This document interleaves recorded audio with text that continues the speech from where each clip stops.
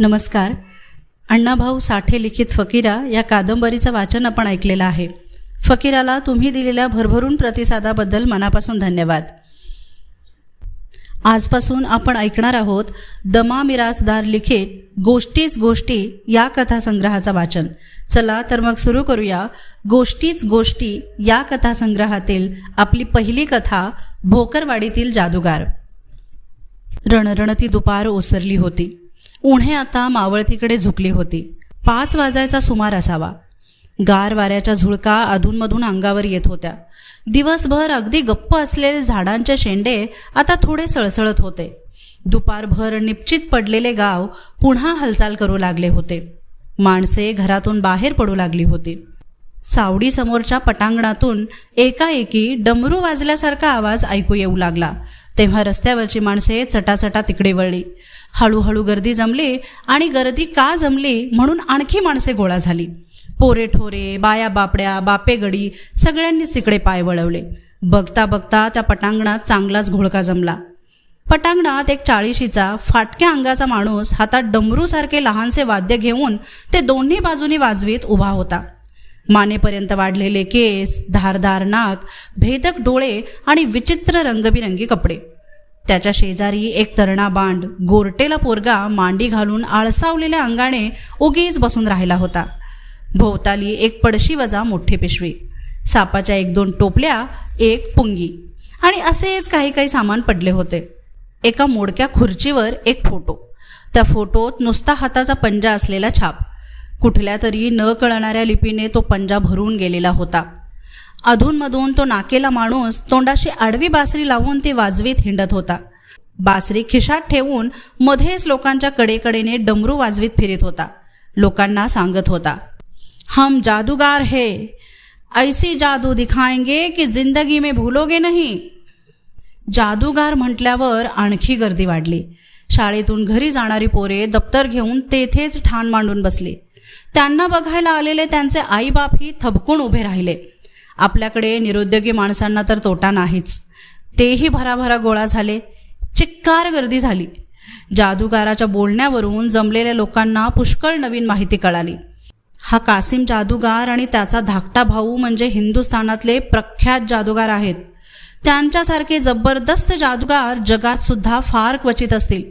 एका अवलियाकडून त्यांना ही विलक्षण विद्या प्राप्त झाली असून केवळ जाता जाता या विद्येचे प्रात्यक्षिक लोकांना दाखवावे म्हणूनच ते आज या गावात थांबलेले आहेत. पैसे मिळविणे हे त्यांचे उद्दिष्ट बिलकुल नाही. त्यांनी आत्तापर्यंत लाखो रुपये मिळविलेले असून वेळ प्रसंगी सरकारलाही कर्ज दिलेले आहे. केवळ लोककल्याण एवढ्याच हेतूने ते हल्ली गावोगाव हिंडत असतात.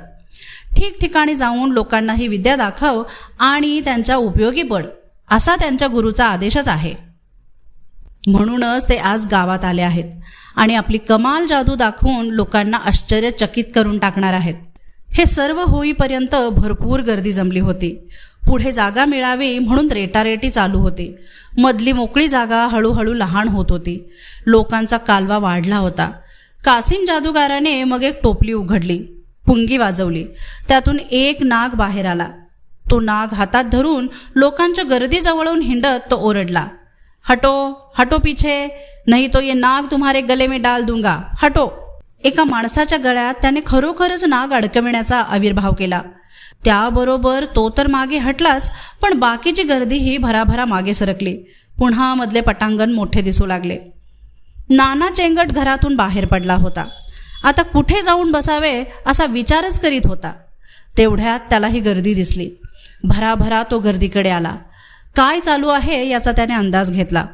जादूगार आलेला आहे आणि त्याचे खेळ पाहायला मिळणार आहेत हे कळल्यावर तो एकदम खुश झाला. पहिली गोष्ट त्याच्या डोक्यात आली की ही गंमत आपण ताबडतोब बाबू पैलवानाला सांगितले पाहिजे. उद्या हे जर त्याला कळले तर तो आपल्यावर चिडेल. मला का नाही वेळेवर सांगितलंस म्हणून खवळेल आणि आपल्यालाच एक दणका ठेवून देईल. त्यापेक्षा आत्ताच हाक मारावी हे सुरक्षित. मग धावत धावत जाऊन नानाने बाबूचे घर गाठले.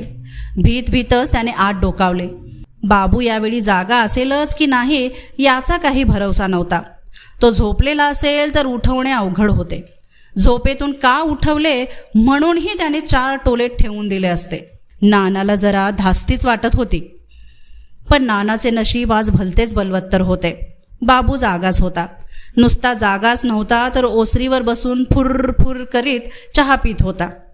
चहातली तांबडी चाय त्याच्या मिशांना लागलेली होती आणि मुख्य म्हणजे त्याची मुद्रा प्रेमळ दिसत होती. ती प्रेमळ मुद्रा कायम ठेवून बाबू चेंगटकडे पाहून हसला. ये चेंगट्या, चहा पितोस का? एरवीची वेळ असते तर चेंगट ताबडतोब हो म्हणाला असता, पण आज ती वेळ नव्हती. सुटक्या वाजवीत तो म्हणाला, बाबू चल चल लवकर, जादूगार आलाय. कोण आलाय? जादूगार. चावडीजवळ खेळ सुरू झालाय, चल लवकर. जादूगार? बाबूला आश्चर्य वाटले. भोकरवाडीत जादूगार कशाला आला आहे आणि कसले खेळ दाखवणार आहे? हे जादूगार लोक एकदम 1 रुपयाचे 2 रुपये करतात, कशातून काहीही काढतात, एकदम माणसाची बाई पण करतात. हा जादूगार यातले काय करून दाखविणार आहे? कसला खेळ करणार हा विचारलंस का? नाही विचारलं, बघितलं आणि तसाच तुझ्याकडं पळत आलो. चेंगटाने अपराधी मुद्रा केली. आधी विचारायचं नीट, मग मला सांगाय यायचं. बरं चल. बाबूने मग जामानिमा केला. दोघेही घराबाहेर पडले. चावडीजवळच्या पटांगणाकडे आले. पटांगणात आता जत्राच भरल्यासारखी झाली होती. पोराबाळांनी तर गच्च गर्दी केली होती. पुंगी वाजवून नाग डोलावण्याचा कार्यक्रम संपला होता. कासिम जादूगाराने एका डबड्यातून फुले काढून दाखविली होती. रुपयाचे 2 रुपये केले होते. पत्त्याचे निरनिराळे चमत्कार करून दाखविले होते. आता तो आपल्या खास कार्यक्रमाकडे वळला होता. त्याने आपल्या भावाला समोर ताठ बसविले होते. मग तो ओरडला, बच्चे लोग तालियां बजाव. पोरांनी जोरात टाळ्या वाजवल्या. जोर से बजाव, जो नहीं बजाएगा उसका रोज एक बाप मरेगा. यावर गर्दीत जोराचा हशा पिकला. पुन्हा समस्त मंडळींनी जोरदार टाळ्या वाजवल्या. मग जादूगाराने आपल्या भावाच्या समोर काही अंतरावर उभा राहून उभ्या उभ्या पवित्रा घेतला. चेहरा भीषण केला. काहीतरी मंत्र पुटपुटत हातवारे केले. त्याबरोबर तो पोरगा दोन्ही पाय पसरून बसला. आपले दोन्ही हात त्याने गुडघ्यावर ठेवले. कासिमचे जसजसे हातवारे होऊ लागले तस तसा तो थरथर कापू लागला. शेवटी कासिमने एक जोरदार हात त्याच्या दिशेने फेकला.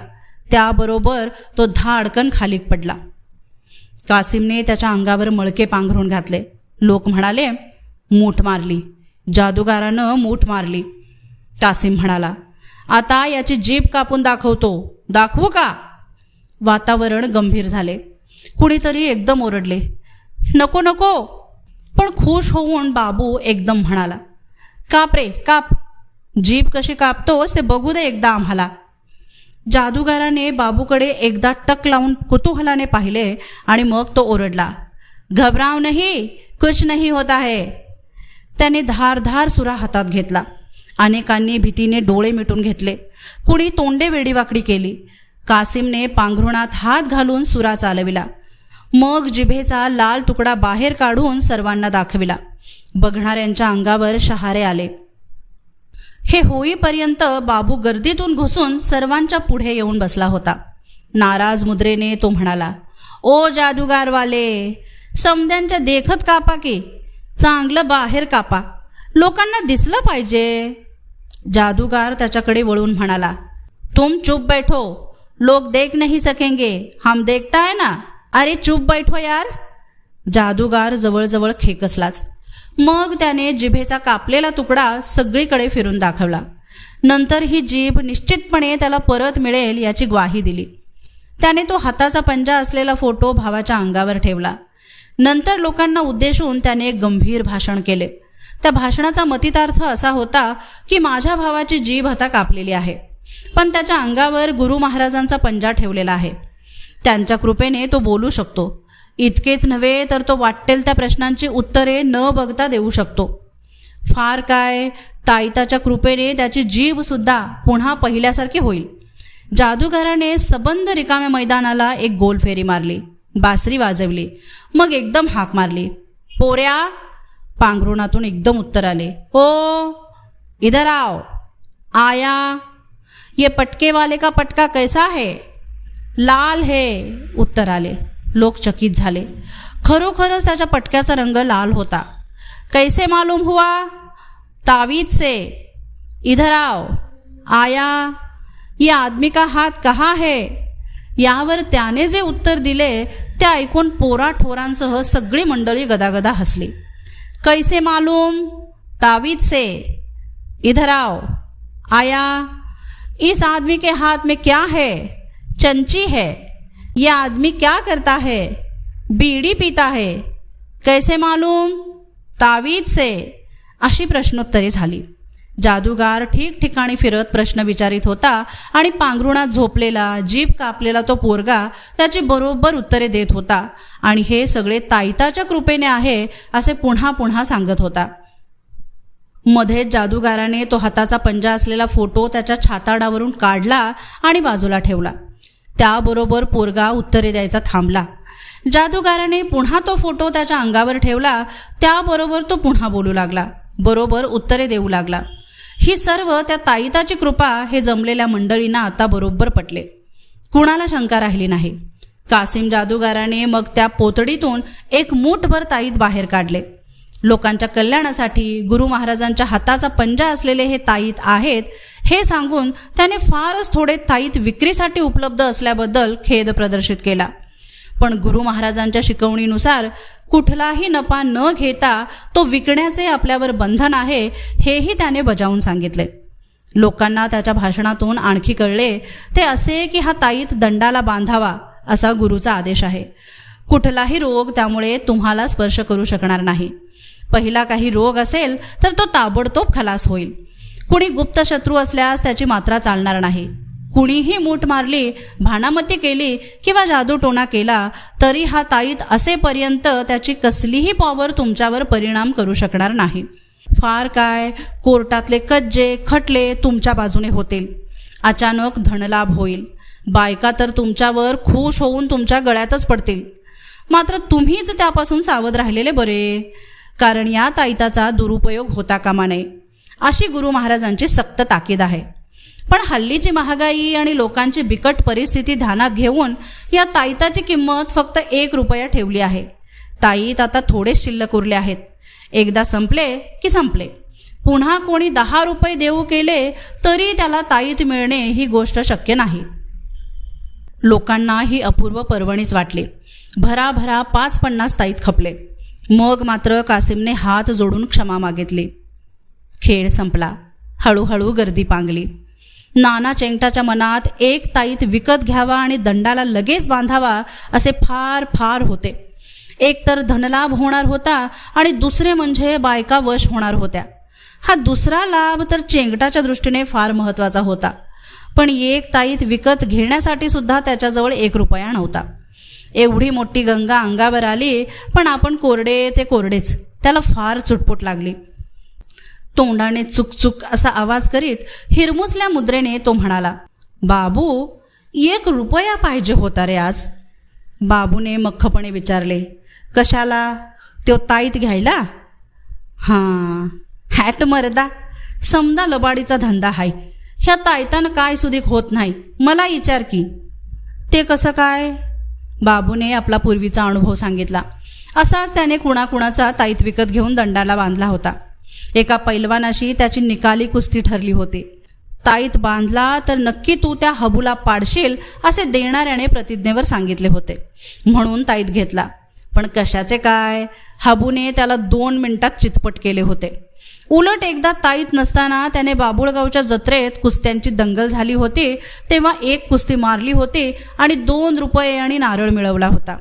तेव्हापासून कानाला खडा. ह्या ताईताच्या नादाला लागायचा नाही. त्यापेक्षा बजरंगबलीचा गंडा गळ्यात घातलेला चांगला. तो केव्हा तरी पावतो तरी. नाना म्हणाला, कुस्तीचा असेल तसं, पण धनलाभ तरी झाला असता. सध्या कडकी लय हाय गड्या. 1 दमडा नाही खिशात. बाबूच्या डोक्यात एकदम काय येईल त्याचा कधीच भरोसा नसे.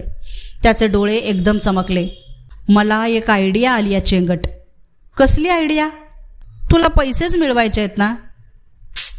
नानाने होकारार्थी मान हलवली. मी तुला मिळवून देतो. तू घरी चल माझ्या. तुझ्याकडे पैसे आहेत? या प्रश्नावर बाबूने अशा काही रागीट मुद्रेने चेंगट्याकडे पाहिले की आता काही आपली धडगत नाही हे चेंगटाने ओळखले. तो झटक्यात उठला आणि लांब जाऊन उभा राहिला. बाबूही उठला. घराच्या दिशेने सरळ चालू लागला. एखाद्या भारलेल्या माणसाप्रमाणे चेंगटही त्याच्या पाठोपाठ गेला. घरी गेल्यावर बाबूने त्याला आपली आयडिया विस्ताराने स्पष्ट करून सांगितले. चेंगट पैशाच्या कडकीत होता ही गोष्ट खरी, पण बाबू तरी कुठे गबरगंड होता. त्यालाही पैशाची नाही म्हटले तरी नड होतीच. पैसे मिळाले तर त्यालाही पाहिजेच होते. हा जादूगाराचा धंदा बघून बाबूचे डोके एकदम चालू लागले होते. हा उद्योग आपणही केला तर काय हरकत आहे? इकडे तिकडे करून लोकांना गंमत दाखवायची, ताईत विकायचे. एका खेळाला 50 रुपये मिळाले तरी पुरे. या कामात चेंगटाने मदत करायची. दोघांनी मिळून पैसे वाटून घ्यायचे. बाबूची ही आयडिया ऐकून चेंगटाला एकदम दरदरून घाम फुटला. त्याची बोबडी वळायचीच तेवढी राहिली. बसल्या बसल्या त्याने मागच्या खांबाचा आधार घेतला. आपण जादूचा खेळ करायचा? हां, बाबू ठामपणे बोलला. जमल? न जमायला काय झालं? नको बाबा, तू नाग आणशील धरून आणि मला त्या टोपलीजवळ बसवशील. नुसत्या कल्पनेने चेंगट्याच्या पोटात गोळा उठला. छा, बाबूने नकारार्थी मान हलवली. मग तू जीभ कापणार का माझी? नानाने थरथर कापतच पुढचा प्रश्न विचारला. तसलं नको हां बाबा, आघोरी काम. आधीच मला एकच जीभ, त्याचा बी तुकडा पडला म्हणजे बोलताना कसं होईल माझं? अरे त्यो काय खरी जीभ कापतो काय? नाही, हे कुठला तरी लाल तुकडा कापतो आणि जीभ म्हणून दाखवतो. खरी जीभ असती तर सगळ्यांचे देखत कापली नसते का? पांघरुणात कशाला हात घातला असता? बाबूचा हा मुद्दा विचार करण्याजोगा होता. कासिम जादूगाराने खरी जीभ कापलीच नसावी. जिभेसारखा दिसणारा एक तुकडा त्याने आपल्याला दाखवला एवढेच. बाबूनेही तसेच केले तर हरकत नाही, पण त्याचा काही नेम नाही. त्याच्या मनात कधी काय येईल हे सांगता येत नाही. एकदम त्याने जिभेचा कंडका पाडला तर मग काय करायचे? मागाहून बोंबलून तरी काय उपयोग? जीभ कापल्यावर बोंबलता तरी येते की नाही कुणास ठाऊक. अन पुढं काय? आपण सवाल जवाब पाठ करायचे. मी प्रश्न विचारीन, तो उत्तर द्यायचे. मग आपण ताईत ऐकायचं. पण ताईत कुठं आहेत? ते मी आणीन. तालुक्याला 4-4 आण्याला मिळतात मर्दा. पत्र्याचं तर असत्यात. यावर बराच वेळ चर्चा झाली. काही दिवस प्रॅक्टिस केली तर सगळे बरोबर जमेल अशी बाबूची खात्री होती. एकदा पहिला खेळ जोरात गेला की लांब लांब जाऊन हा खेळ करून दाखवायचा. आठवड्याचा बाजार आहे, जत्रा आहेत, कुठेही एका खेळाला मरण नाही. 40-50 रुपये मिळायला काहीच हरकत नाही. हां, एकच गोष्ट आहे, कंपनीत कुणाला हे पटणार नाही, म्हणून आपल्या दोघातच ही गोष्ट ठेवायची. पैसे मिळू लागले म्हणजे मग बाकीच्यांना आपण हे सगळे प्रकरण नंतर समजावून सांगू. आता थोडे लोकांना फसवल्यासारखे आहे, पण परक्या माणसाने येऊन लोकांना फसविण्यापेक्षा आपणच आपल्या लोकांना थोडे फसवले तर काय बिघडले? शेवटी बोलणे पक्के झाले. बाबूने चेंगटाला पितळी भरून चहा पाजला. त्यामुळे थोडी कुरकुर करीत का होईना चेंगटाने त्याला मान्यता दिली. गुपचूप प्रॅक्टिस करायचे ठरले. धाकधूक करीतच चेंगट उठला आणि घराकडे गेला. दुसऱ्या दिवशीपासून बाबूच्या घरी रोज दुपारी प्रॅक्टिस सुरू झाली. चेंगट पाय पसरून दोन्ही हात गुडघ्यांवर ठेवून बसला की या कार्यक्रमाला सुरुवात होई. बाबूने मग चमत्कारिक हातवारे करायचे. चेंगट मग थरथर कापत दोन्ही हात मांडीपासून कमरेपर्यंत मागे पुढे करी. बाबूने मूठ मारली की तो धाड दिशी बेशुद्ध होऊन निश्चित पडून राहे. बाबूने त्यानंतर त्याच्यावर एक जाडसे पांघरूण घातले की प्रश्नोत्तरांना प्रारंभ होई. हे प्रश्न बाबूने तयार केले होते आणि त्याची उत्तरे चेंगटाकडून पाठ करून घेतली होती. चेंगट पहिल्यांदा मराठीत उत्तरे द्यायचा, पण जादूगाराचा खेळ म्हटल्यावर सवाल जवाब दोन्ही हिंदीत पाहिजेत. त्याशिवाय कार्यक्रमाला प्रतिष्ठा येत नाही असे बाबूने त्याला पुन्हा पुन्हा बजावून सांगितल्यामुळे चेंगट हळूहळू हिंदीत उत्तरे द्यायला तयार झाला होता. पोऱ्या अशी हाक बाबूने मारली की चेंगट ओ म्हणून उत्तर दे. इधर आओ म्हटल्यावर तो आया म्हणे. मग पुढील प्रमाणे प्रश्नोत्तरे होत. इस आदमी को देखो. देखा. इसके डोई पर क्या है? पटका है. पटके का कलर क्या है? लाल है. पोरिया ओ इधर आओ. आया. इसकी टोपी कैसी है? काली है. इधर आओ. आया. इस आदमी के हाथ में क्या है? बीड़ी है. वो क्या करता है? बीड़ी वड़ता है. कैसे मालूम? तावीज से. याप्रमाणे 8-10 प्रश्नोत्तरे होत. सगळे प्रश्न आणि त्याची उत्तरे बाबूने तयार करून ठेवली होती. पहिल्यांदा पटकेवाला, त्याच्या पटक्याचा रंग लालच असणार. नंतर काळी टोपीवाला, मग बिडी ओढणारा माणूस, त्यानंतर तोंडात पान चघळणारा गडी, त्याच्या पाठोपाठ खाकी चड्डीवाला पोरगा, मग मांडी खाजवणारा बाप्या, नंतर हिरव्या साडीतील बाई. हा सगळा क्रम बाबूने पुन्हा पुन्हा चेंगटाकडून पाठ करूनच घेतला. त्यात आता चूक होण्याची शक्यताच उरली नव्हती. सुरुवातीला या प्रॅक्टिसमध्ये बऱ्याच लहान सहान अडचणी आल्या. एकदा बाबूने मूठ मारल्यावर चेंगट धाडकन खाली पडला. पण बाबूच्या घरची भुई उंच सकल होती. काही दगड वर आले होते. त्यातल्या एका दगडावरच चेंगटाचे डोके आपटले आणि तो खरोखरच बेशुद्ध पडला. त्यामुळे 2 दिवस प्रॅक्टिसला आलाच नाही. एकदा त्याला बेशुद्ध पाडल्यावर बाबू संडासला म्हणून घाईघाईने गेला आणि बराच वेळ आलाच नाही. एकदा बाबू प्रश्नांचा क्रम विसरला, तर एकदा चेंगट उत्तरेच विसरला. 2-3 वेळा चेंगटाच्या अंगावर ताईत ठेवायचेच राहून गेले. एकदा चेंगटाला झोपच लागली. या अशा किरकोळ गोष्टी सोडल्या तर प्रॅक्टिस जोरदार झाली. आता कुठेतरी प्रत्यक्ष प्रयोग करायला हरकत नाही अशी बाबूची खात्री झाली. सोमवारी बाबुळगावच्या आठवड्याचा बाजार होता. या बाजारातच हा शुभारंभाचा पहिला प्रयोग करायचे निश्चित झाले. मध्येच तालुक्याला जाऊन बाबूने 5-50 पत्र्याचे ताईत आणून ठेवले होते. चांगली बासरी मिळाली नाही म्हणून पोराच्या खेळण्यातीलच एक पिचकी बासरीही त्याने पिशवीत कोंबली होती. स्वतःसाठी एक काळे जाकीट पैदा केले होते. चेंगटाच्या नकळत एक बऱ्यापैकी सापही धरून आणायचा त्याचा विचार होता. पण ऐनवेळी एकही साप जाग्यावर नव्हता. त्यामुळे तो विचार त्याला सोडून द्यावा लागला. प्रश्नोत्तरांची उजळणी मात्र त्याने 3-3दा करून घेतली होती. एकूण जय्यत तयारी झाली होती. बाबुळगावाला आठवड्याचा बाजार नेहमीप्रमाणे भरला होता. आसपासच्या गावातून माणसे, बाया बापड्या, पोरेठोरे येत होते. ठिकठिकाणी माल मांडून दुकानदार बसले होते. त्यांचा आरडाओरडा सुरू झाला होता. दोन्ही बाजूच्या अरुंद वाटेतून गिरायकांची गर्दी वाढत होती. मधूनच भटक्या गायी माणसांना ढुश्शा देत हिंडत होत्या. एखादे रिकामटेकडे कुत्रेही त्या गर्दीतून अजागळासारखे हिंडत होते. एकूण बाजाराप्रमाणे बाजार भरला होता. कुठे काही कमी नव्हते. दुपारची 3-4ची वेळ होती. उन्हे आता उतरली होती. माणसांचा कोलाहल मात्र वाढला होता. बाजाराजवळची एक रिकामी जागा निवडून बाबूने तेथे मुक्काम ठोकला होता. सामान टाकले होते. चेंगट पवित्रा घेऊनच बसला होता. बाबू खेळ केव्हा सुरू करतो याची वाट बघत होता. पण गर्दीचाच पत्ता नव्हता. लोक आसपास हिंडत होते. खरेदी विक्रीचा दणका चालला होता. अनेक प्रकारचे आवाज एकमेकात मिसळलेले होते.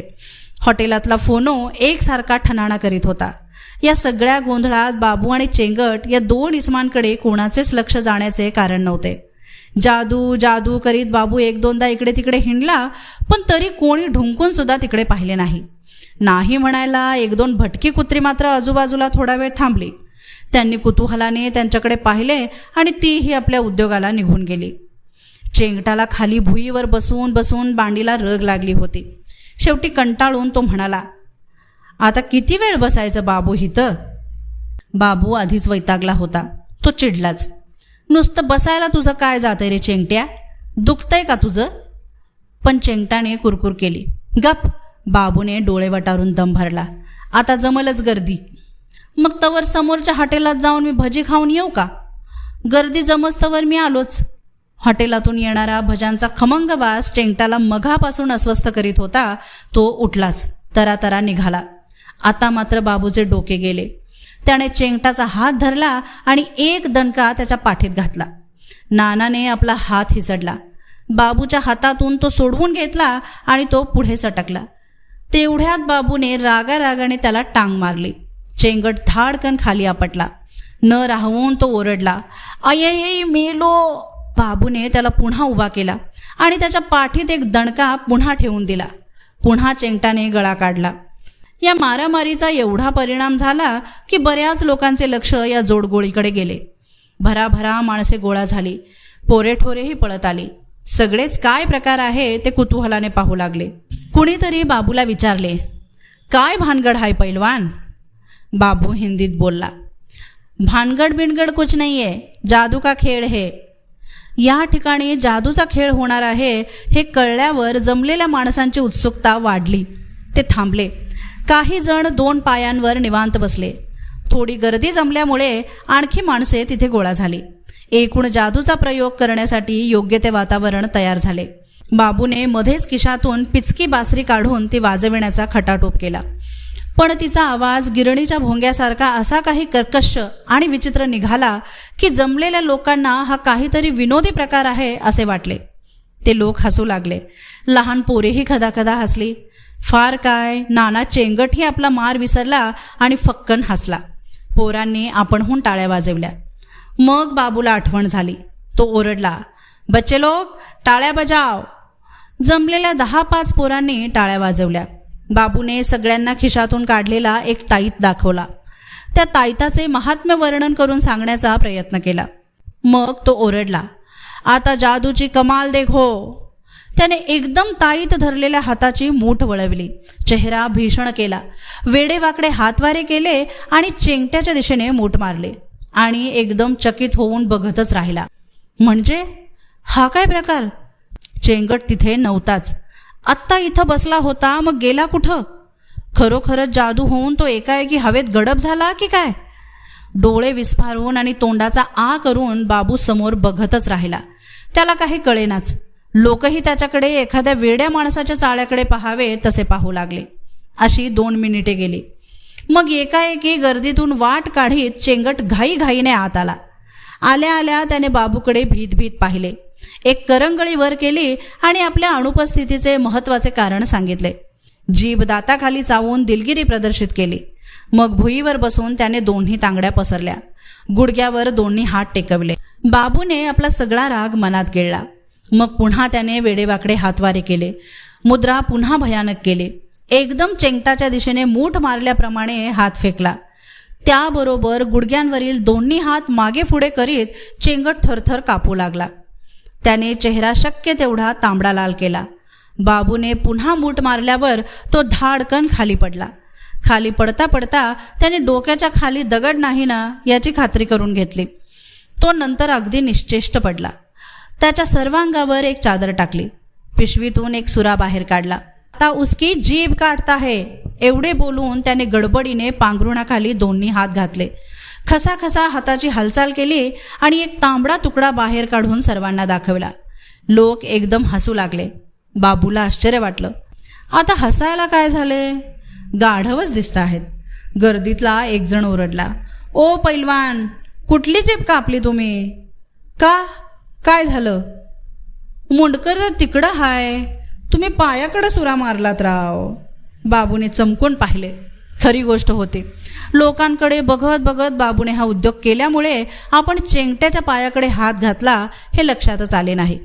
पण चेहऱ्यावरील गांभीर्य अजिबात ढळू न देता तो म्हणाला, मग हीच तर मजा आहे आमच्या जादूची. पायाकडं सुरी घालून तोंडातली जीभ कापली आहे. जादू केल्याशिवाय जमलं का हे अष्टम कोष्टम? बाबूने नंतर वेळ घालवलाच नाही. चेंगट्याच्या छातीवर तो ताईत ठेवला. जीभ कापली तरी हा कसा घडाघडा बोलतो पहा आणि कसा न बघता बरोबर उत्तरे देतो ते ऐका, असे ठणकावून सांगून त्याने सवाल जबाबाचा नीट बसवलेला कार्यक्रम एकदम सुरू केला. गर्दीच्या कडेकडेने हिंडत हिंडत तो कर्कशपणे ओरडला, पोऱ्या ओ. पांघरुणातून ताबडतोब उत्तर आले. बाबूला जरा हायसे वाटले. इधर आओ.